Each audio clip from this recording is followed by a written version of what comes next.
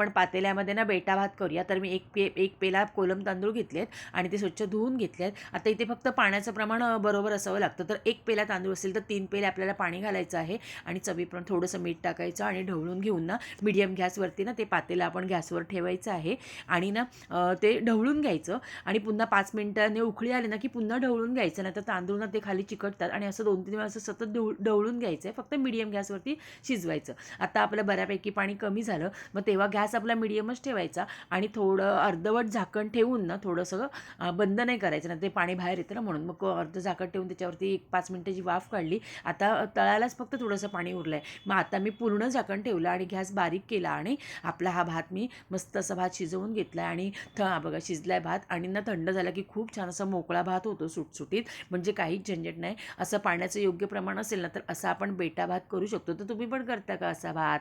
Thank you.